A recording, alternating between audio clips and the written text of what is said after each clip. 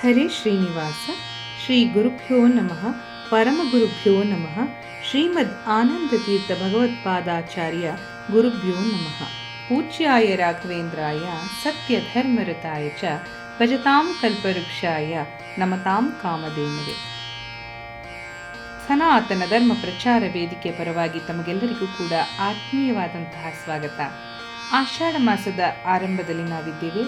ಈ ಮಾಸದಲ್ಲಿ ಬರ್ತಕ್ಕಂತಹ ಹಬ್ಬಗಳು ಯಾವುದು, ವಿಶೇಷ ದಿನಗಳು ಯಾವುದು, ಹಾಗೆ ಈ ಆಷಾಢ ಮಾಸ ಶುಭವೋ ಅಶುಭವೋ ಈ ಎಲ್ಲದರ ಚರ್ಚೆಯನ್ನು ಇವತ್ತು ಮಾಡೋಣ.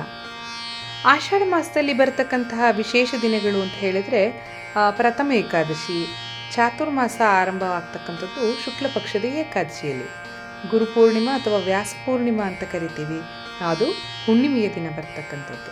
ಕೃಷ್ಣ ಏಕಾದಶಿ, ಕರ್ಕ ಸಂಕ್ರಮಣ, ದಕ್ಷಿಣಾಯನ ಪರ್ವಕಾಲ, ಜೊತೆಗೆ ವಿಶೇಷವಾಗಿ ಭೀಮನ ಅಮಾವಾಸ್ಯೆ ಮತ್ತು ಶುಕ್ರವಾರದ ಲಕ್ಷ್ಮೀ ಪೂಜೆಗಳು ಆಷಾಢ ಮಾಸದಲ್ಲಿ ಬಹಳ ವಿಶೇಷವಾದಂಥ ದಿನಗಳಾಗಿರುತ್ತೆ. ಇನ್ನು ಆಷಾಢ ಮಾಸ ಶುಭವೋ ಅಶುಭವೋ ಅಂತ ನೋಡೋದಾದರೆ ಯಾವ ಶಾಸ್ತ್ರದಲ್ಲೂ ಕೂಡ ಆಷಾಢ ಮಾಸವನ್ನು ಅಶುಭ ಅಂತ ಹೇಳಿಲ್ಲ, ಅದರ ಉಲ್ಲೇಖ ಕೂಡ ಇಲ್ಲ. ಬಹುತೇಕ ಹಿಂದೂಗಳಲ್ಲಿ ಆಷಾಢ ಮಾಸ ಅಶುಭ ಮಾಸ ಅಂತಕ್ಕಂಥ ಒಂದು ಕಲ್ಪನೆ ಬೇರೂರ್ಬಿಟ್ಟಿದೆ. ಈ ಮಾಸದಲ್ಲಿ ಯಾವುದೇ ಶುಭಕರವಾದಂಥ ಕೆಲಸ ಮಾಡಿದರೂ ಅದು ಫಲ ನೀಡಲ್ಲ ಅಂತಕ್ಕಂತಹ ಒಂದು ನಂಬಿಕೆಯಿಂದ ಶುಭ ಕಾರ್ಯಗಳಿಗೆ ಇಲ್ಲಿ ಮನ್ನಣೆ ಇಲ್ಲ. ಆದರೆ ಒಂದು ಮಾತೇನಪ್ಪ ಅಂತ ಹೇಳಿದರೆ, ಆಷಾಢ ಮಾಸ ಅಶುಭ ಮಾಸ ಅಂತ ಮಾತ್ರ ಯಾವ ಶಾಸ್ತ್ರದಲ್ಲೂ ಕೂಡ ಉಲ್ಲೇಖ ಇಲ್ಲದೆ ಇರ್ತಕ್ಕಂಥದ್ದು. ಆಷಾಢ ಮಾಸ ಪ್ರಾರಂಭವಾದ ನಂತರ ಶುಭ ಕಾರ್ಯಗಳಾದಂಥ ಮದುವೆ ಆಗಿರ್ಬೋದು, ಮದುವೆ ಮಾತುಕತೆ, ಗೃಹ ಪ್ರವೇಶ, ಉಪನಯನ, ವಾಹನ ಕೊಂಡ್ಕೊಳ್ಳೋದು, ಜಮೀನು ಕೊಳ್ಳೋದು ಮತ್ತು ಹೊಸ ವ್ಯಾಪಾರ ವ್ಯವಹಾರಗಳನ್ನು ಆರಂಭ ಮಾಡೋದು ಇದೆಲ್ಲ ನಿಷೇಧ ಆಗಿದೆ. ಇದಕ್ಕೆ ಮುಖ್ಯವಾಗಿ ಕಾರಣ ಅಂತ ಹೇಳಿದರೆ, ಹಿಂದೆ ನೂರಾರು ವರ್ಷಗಳ ಹಿಂದೆ ಅಥವಾ ಹಿಂದೆ ಆಷಾಢ ಮಾಸದಲ್ಲಿ ಮಳೆ ಆರ್ಭಟ ಹೆಚ್ಚಾಗಿರ್ತಾ ಇತ್ತು. ಮನೆಯಿಂದ ಹೊರಗಡೆ ಹೋಗೋಕ್ಕೆ ಬಹಳ ಕಷ್ಟ ಆಗಿರ್ತಕ್ಕಂಥ ಈ ಸಂದರ್ಭದಲ್ಲಿ ಗಾಳಿ ಸಂಚಾರಕ್ಕೆ ಬಹಳ ಅಡ್ಡಿ ಆಗ್ತಾ ಇತ್ತು. ಅಡೆತಡೆ ಇದ್ದಿದ್ದರಿಂದಲೇ ಎಲ್ಲ ಕಾರಣದಿಂದ ಹೊಸ ಕೆಲಸಗಳು, ಹೊರಗಿನ ಕೆಲಸಗಳೆಲ್ಲ ಕುಂಠಿತವಾಗ್ತಾ ಇತ್ತು.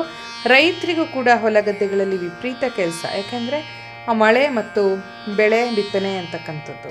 ಈ ಕಾರಣದಿಂದ ಬೇರೆ ವ್ಯವಹಾರಕ್ಕೆ ಏನು ಸಮಯ ಸಿಗ್ತಾ ಇಲ್ಲದ್ರಿಂದ ಆಷಾಢ ಮಾಸದಲ್ಲಿ ಶುಭ ಕಾರ್ಯ ಮಾಡೋದು ಅನಾನುಕೂಲ ಅಂತಕ್ಕಂಥ ಒಂದು ನಂಬಿಕೆ. ಅದರಿಂದ ಎಲ್ಲ ಶುಭ ಕಾರ್ಯಗಳನ್ನು ಹಿರಿಯರು ನಿಷೇಧ ಮಾಡಿದರು. ಮದುವೆಯಾದ ಹೊಸ ವರ್ಷದಲ್ಲಿ ಅತ್ತೆ ಸೊಸೆ ಕೂಡ ಆಷಾಢ ಮಾಸದಲ್ಲಿ ಒಂದೇ ಮನೇಲಿ ಇರಬಾರ್ದು, ಒಂದು ಹೊಸಲು ದಾಟಬಾರ್ದು ಅಂತ ಹೇಳ್ತಕ್ಕಂಥ ನಂಬಿಕೆ. ಅದು ಪದ್ಧತಿಯೂ ಹೌದು, ಇವತ್ತು ರೂಢಿಯಲ್ಲಿದೆ. ಅದಕ್ಕೂ ಕಾರಣ ಏನಪ್ಪ ಅಂದರೆ, ಆಷಾಢದಲ್ಲಿ ಮಳೆ ಹೆಚ್ಚಾಗಿದ್ದು ಹೊಸದಾಗಿ ಬಂದಂಥ ಹೆಣ್ಮಕ್ಳು ಅಂದರೆ ಸೊಸೆಯಂದ್ರಿಗೆ ಹೆಚ್ಚು ಕೆಲಸಗಳ ಒತ್ತಡ ಬಂದುಬಿಟ್ರೆ ಅತ್ತೆ ಮನೆಯಲ್ಲಿ, ಇದರಿಂದ ಅತ್ತೆ ಮತ್ತು ಸೊಸೆ ನಡುವೆ ಮೈಮನಸ್ಸು ಉಂಟಾಗ್ಬಿಟ್ರೆ ಅಂತಕ್ಕಂಥ ಒಂದು ಕಾರಣದಿಂದ, ಅಂದರೆ ಜಗಳ ಆಗಬಹುದು ಅಂತ ಹೇಳಿ ಒಂದು ತಿಂಗಳಿಗೆ ಅಮ್ಮನ ಮನೆಗೆ ಕಳಿಸ್ತಕ್ಕಂಥ ಒಂದು ಸಂಪ್ರದಾಯವನ್ನು ಆ ಕಾಲದಲ್ಲಿ ಮಾಡಿದರು. ಹೀಗೆ ಅನೇಕ ವೈಜ್ಞಾನಿಕ ಕಾರಣಗಳು ನಮಗೇನಾಗತ್ತೆ ಅಂತ ಹೇಳಿದ್ರೆ ಪ್ರತಿ ನಂಬಿಕೆಯ ಹಿಂದೆ ಇರುತ್ತೆ. ಹಾಗಾಗಿ ಆಷಾಢ ಮಾಸದ ಆರಂಭದಲ್ಲಿ ನಾವು ವಿಶೇಷ ದಿನಗಳನ್ನು ತಿಳ್ಕೊಂಡ್ವಿ. ಯಾಕಾಗಿ ವೈಜ್ಞಾನಿಕವಾಗಿ ನಾವು ಆಷಾಢ ಮಾಸದಲ್ಲಿ ಯಾವುದೇ ಶುಭ ಸಮಾರಂಭಗಳನ್ನು ಮಾಡೋಲ್ಲ ಮತ್ತು ಅತ್ತೆ ಸೊಸೆಯರು ಒಟ್ಟಿಗಿರಲ್ಲ ಅಂತಕ್ಕಂಥ ಚರ್ಚೆಯನ್ನು ಇವತ್ತು ಮಾಡಿದ್ದೀವಿ. ಇದು ಬಹಳ ಉಪಯುಕ್ತವಾಗುತ್ತೆ ಅಂತ ಭಾವಿಸ್ತೀನಿ. ಮತ್ತೆ ಭೇಟಿಯಾಗೋಣ.